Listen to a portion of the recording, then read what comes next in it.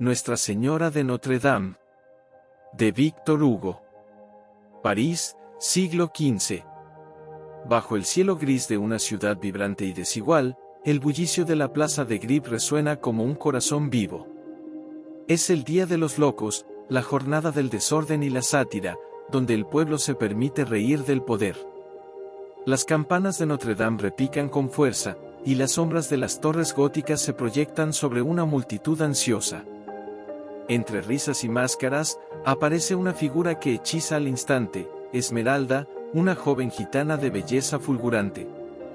Su piel morena, sus ojos como brasas y sus movimientos llenos de gracia la convierten en el centro del espectáculo. Danza descalza sobre el empedrado, mientras su cabra Djali realiza pequeños trucos que arrancan aplausos. En lo alto, un ser deforme observa desde las torres, Quasimodo, el campanero sordo, aislado del mundo pero dueño del alma sonora de la catedral. Mientras el pueblo celebra, en un rincón del escenario, Claude Frollo, archidiácono de Notre Dame, la contempla con una mirada que mezcla fascinación y condena. Su fe rígida se quiebra ante la visión de aquella joven que parece encarnar la vida misma. En su interior nace una lucha mortal entre el deber y el deseo. El carnaval continúa con el grotesco concurso del Papa de los Locos. La multitud elige como vencedor al más horrible rostro de París, y todos estallan en carcajadas al ver emerger a Quasimodo, cuya deformidad supera cualquier máscara. Lo coronan con una mitra improvisada, lo pasean por las calles, lo humillan. Desde su carro, Quasimodo soporta en silencio la burla colectiva. Solo una persona, la joven Esmeralda, se atreve a ofrecerle agua cuando la multitud lo apedrea. Ese gesto mínimo siembra en él una devoción infinita. Frollo, que observa todo desde la distancia, siente que el infierno se abre en su pecho. Ve cómo la pureza de una joven despierta en su corazón sentimientos que jamás debería conocer. Decide arrancar de sí esa debilidad, pero su alma ya está marcada. La tragedia comienza a tejer sus hilos entre las torres y las sombras. La noche cae sobre París y la catedral se yergue como una fortaleza de piedra viva. Sus gárgolas parecen escuchar los secretos del pecado. Esmeralda regresa a su modesta posada, sin imaginar que tres miradas distintas la siguen, la del monstruo agradecido, la del sacerdote atormentado y la del capitán Ibas de Satupers, un soldado joven y apuesto que ve en ella un capricho pasajero. En ese instante, Notre Dame deja de ser solo un templo.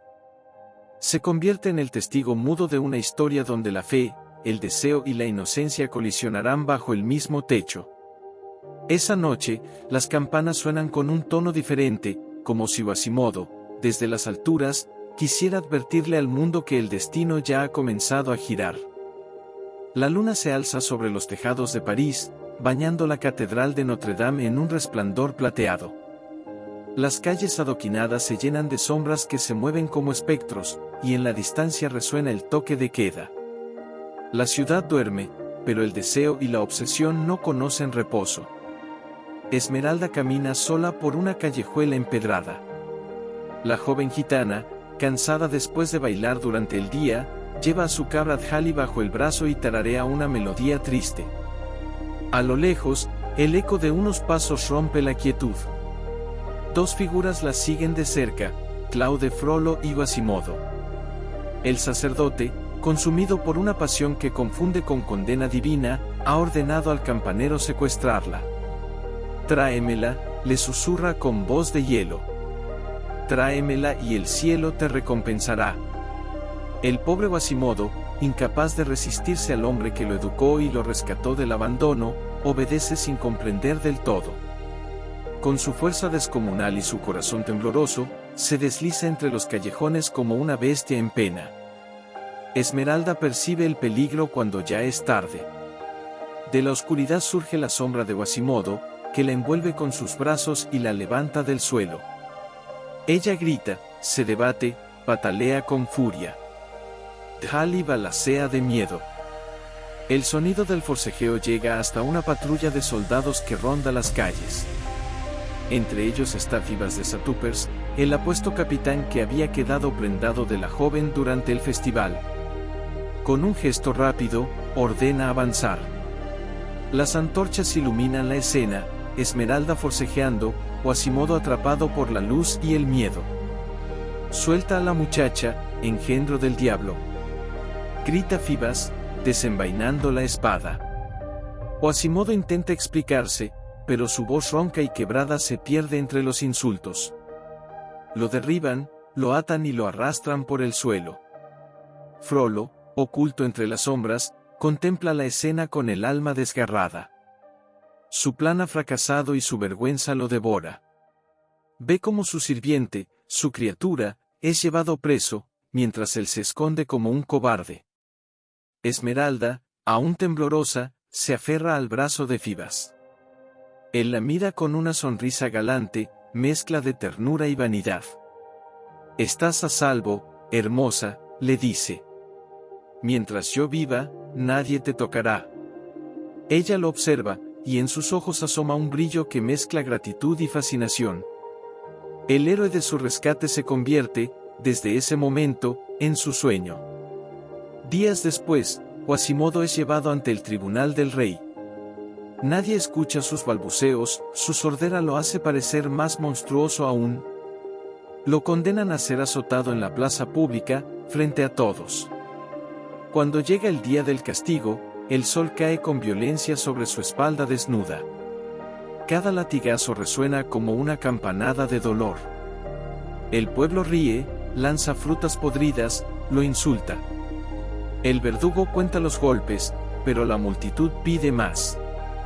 Entre la muchedumbre, aparece Esmeralda. Lo reconoce. Aquel ser deforme había intentado raptarla, sí, pero ahora sufre con una inocencia desarmante. Movida por una compasión instintiva, se abre paso entre los curiosos, toma un cántaro y le ofrece agua. Quasimodo levanta la vista, sus ojos, llenos de lágrimas, la contemplan como si mirara un milagro. Ella lo mira sin miedo. En ese instante nace un lazo indestructible. Desde las torres de la catedral, Frollo observa la escena con el alma en llamas. La bondad de Esmeralda hiere su orgullo, su deseo reprimido se vuelve odio. Su fe se tambalea, su cordura se resquebraja. Se siente traicionado por Dios, y jura que, si no puede poseer a la joven, nadie lo hará. Esa noche, las campanas de Notre Dame repican con un sonido distinto, uno que no anuncia misa ni fiesta, sino presagio. El viento se cuela entre las gárgolas, arrastrando murmullos de tragedia. Quasimodo, aún adolorido, sube lentamente las escaleras hacia su campanario, llevando consigo el recuerdo de aquella mano que le dio agua. En la penumbra, murmura su nombre con devoción. Esmeralda. Mientras tanto, Frollo, en su celda iluminada por una vela temblorosa, se arrodilla ante la cruz, pero su oración es una blasfemia disfrazada de súplica. El monstruo y el sacerdote, unidos por una misma mujer, inician el camino hacia un destino que los llevará a todos al abismo. El sol regresa a París con una tibieza engañosa. Entre los tejados de pizarra, la catedral de Notre Dame se levanta majestuosa, como un gigante dormido que vigila la ciudad. Dentro de sus muros, el eco de las campanas acompaña las oraciones de los fieles y los suspiros de los condenados. Allí, en la penumbra del campanario, Quasimodo reposa con el cuerpo marcado por los azotes, pero con el corazón lleno de una luz nueva, la bondad de Esmeralda. Desde lo alto contempla el mundo con una mezcla de temor y fascinación. Ve a la multitud moviéndose como un río que nunca lo aceptará. Pero en medio de esa distancia siente una conexión invisible con la joven gitana que le ofreció agua cuando nadie más lo hizo. Para él, Esmeralda es una aparición divina, la única que vio al hombre detrás del monstruo. Mientras tanto, Esmeralda vive un sueño. El recuerdo de su salvador, el apuesto Fibas de Satupers, ocupa sus pensamientos. Cada noche, en su pequeña habitación del barrio de los gitanos, se asoma a la ventana imaginando su sonrisa, la luz dorada de su uniforme, la promesa de un amor imposible. No sabe que él, vanidoso y superficial, la recuerda apenas como un entretenimiento. Pero para ella, Phoebas representa la esperanza de escapar del desprecio y la pobreza. Frollo, en cambio, se hunde en un abismo interior.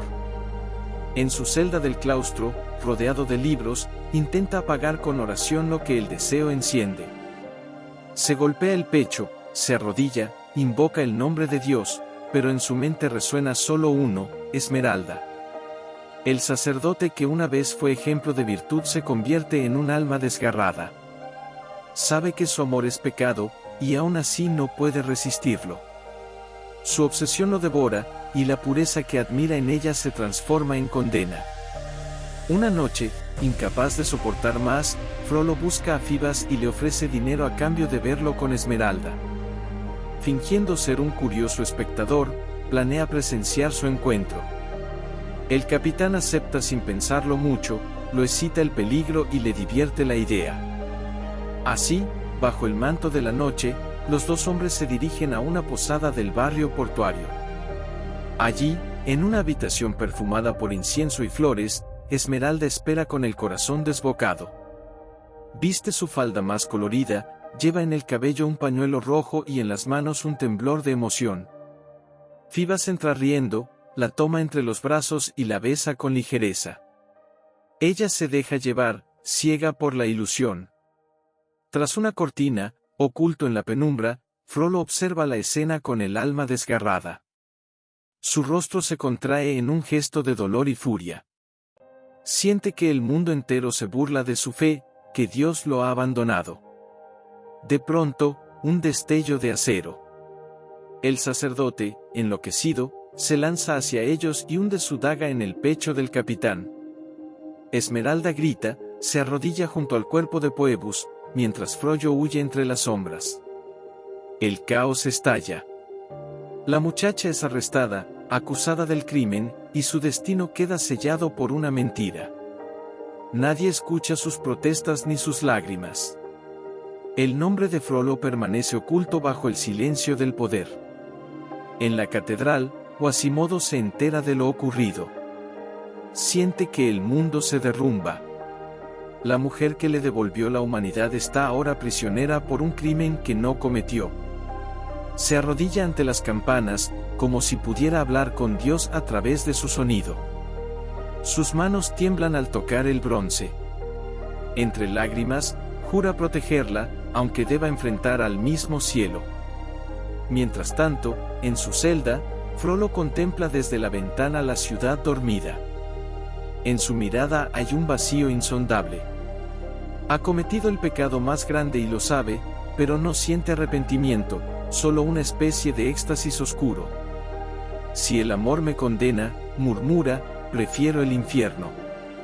Esa noche, Notre Dame se convierte en el espejo del alma humana, hermosa, poderosa y llena de grietas invisibles. En sus torres se escucha un murmullo que parece venir del corazón mismo de París: el amor puede ser luz o puede ser abismo, y a veces, las dos cosas a la vez.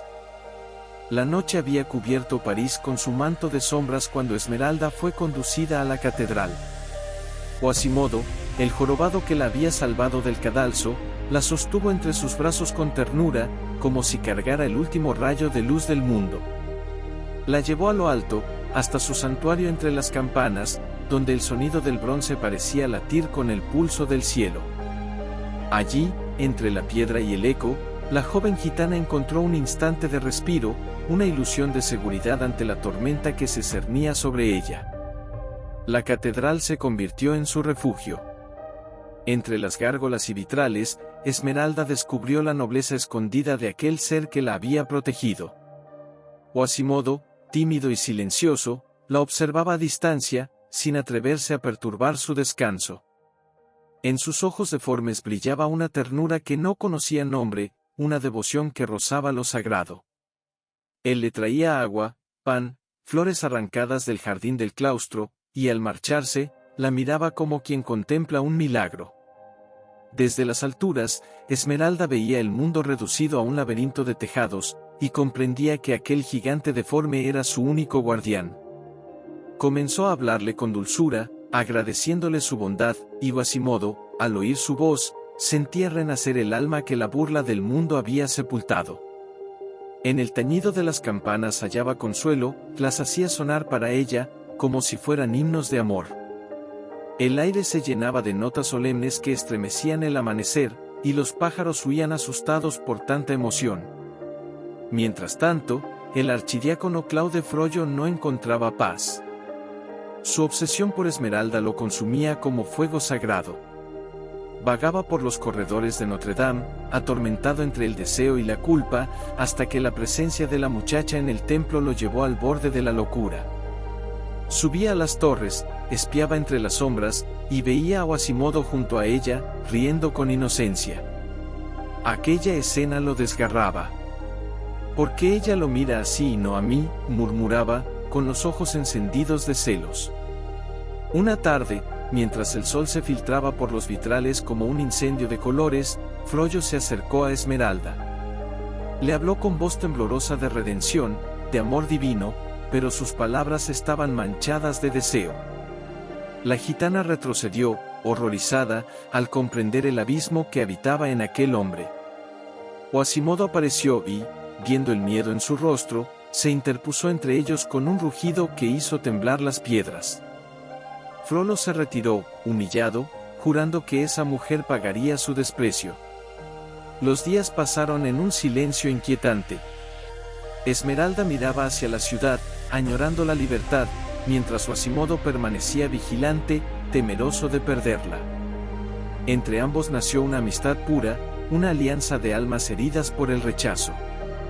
Ella le hablaba de su infancia entre caravanas, de los bailes bajo la luna, él le contaba, con torpeza, historias del campanario y de los sonidos que daban vida a su corazón. En ese rincón suspendido entre el cielo y la tierra, dos soledades se abrazaban sin palabras. Pero la calma era frágil. París murmuraba el nombre de Esmeralda con furia. Las turbas, instigadas por el miedo y la superstición, clamaban por su captura. Frollo, incapaz de contener su deseo, tramaba su ruina. Desde el confín de la catedral, Quasimodo percibía la amenaza y tocaba las campanas con un frenesí casi profético, como si quisiera advertir al mundo del desastre inminente. Las notas reverberaban por los siglos, anunciando que ningún amor, por puro que fuera, podía resistir al juicio de los hombres. Aquella noche, cuando las campanas callaron, Esmeralda se durmió en un rincón del campanario, abrazada al silencio. Quasimodo la contempló con ternura infinita. Por un instante, creyó que el destino podía detenerse, que las sombras se apiadarían de ellos. Pero el destino ya había trazado su ruta, y los pasos del dolor se acercaban, resonando entre las piedras de Notre Dame. El amanecer de París se levantó gris sobre las torres de Notre Dame, como si la ciudad entera presintiera una tragedia. El refugio de Esmeralda llegaba a su fin. Las turbas, engañadas por rumores de brujería y herejía, marchaban hacia la catedral clamando justicia. Quasimodo, desde lo alto, los divisó con horror. El sonido de los tambores se mezclaba con el de las campanas que él mismo hacía repicar con desesperación, intentando ahuyentar a la multitud. La joven gitana, que había encontrado entre los muros sagrados una ilusión de paz, temblaba al escuchar los gritos que pedían su muerte. El pueblo, azuzado por la ignorancia y el fanatismo, irrumpió en la explanada. Los hombres llevaban antorchas y picas, y entre el humo y el ruido, la figura del archidiácono Claude Frollo observaba desde la penumbra, devorado por su propio delirio. Quasimodo, comprendiendo que aquella muchedumbre venía a destruir lo que amaba, se transformó en un gigante de fuerza y furia. Desde las almenas arrojó piedras, maderos y aceite hirviente, defendiendo su templo y a la mujer que había iluminado su existencia. La catedral resonaba como un corazón enloquecido, las campanas rugían, las gárgolas parecían cobrar vida, y los invasores retrocedían ante la furia del monstruo de piedra. En el interior, Esmeralda rezaba. Su fe era su último refugio, aunque el miedo la envolvía.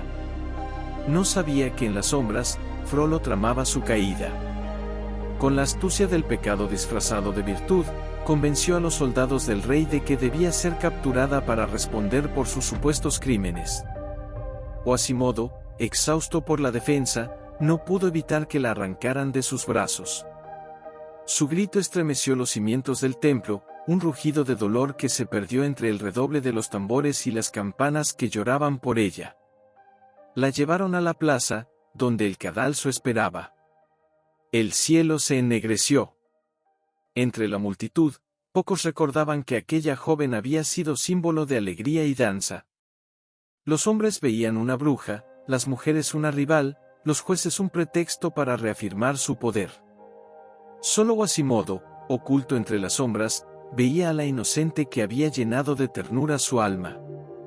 Frollo, desde un balcón, contemplaba la escena con el alma partida entre el deseo y la culpa. Cuando la soga se tensó, cerró los ojos, como si al hacerlo pudiera borrar el peso de su crimen. El silencio que siguió fue más cruel que el ruido. Esmeralda había muerto, y con ella se extinguía la luz que unía a las almas puras y deformes. Quasimodo, enloquecido por el dolor, se abalanzó sobre Frollo cuando lo encontró riendo, poseído por la demencia del remordimiento. Lo sujetó entre sus brazos y lo arrojó desde lo alto de Notre Dame. El cuerpo del archidiácono cayó al vacío, estrellándose contra las piedras que tantas veces había pisado con soberbia. El jorobado lo observó en silencio, sin odio, con una tristeza infinita. Había vengado a Esmeralda, pero nada en el mundo podía devolverle su dulzura. Quasimodo desapareció aquella noche. Nadie lo volvió a ver entre las torres ni en los campanarios. Años después, cuando los sepultureros abrieron una fosa común, hallaron dos esqueletos abrazados. Uno pertenecía a una mujer de huesos finos, el otro, deforme, parecía rodearla en un gesto eterno de protección. Cuando intentaron separarlos, se deshicieron en polvo. La historia de Nuestra Señora de París quedó grabada no solo en la piedra, sino también en el alma de la ciudad. La catedral siguió en pie, observando el paso del tiempo con sus torres como testigos del amor imposible entre la belleza y la fealdad, la inocencia y la culpa, la pasión y la redención. Entre los ecos de las campanas, aún parece escucharse la voz de Quasimodo susurrando su última plegaria: hay algo más puro que la belleza, el amor que no pide nada a cambio. Y así, bajo el manto del cielo parisino, el espíritu de Esmeralda siguió danzando entre la luz de los vitrales, mientras el alma del campanero se confundía con las sombras del templo. La tragedia se convirtió en leyenda, y la leyenda en advertencia. El amor, cuando se enfrenta al fanatismo y al poder, puede ser destruido, pero jamás olvidado. Suscríbete a mi canal para subir más contenido. Gracias.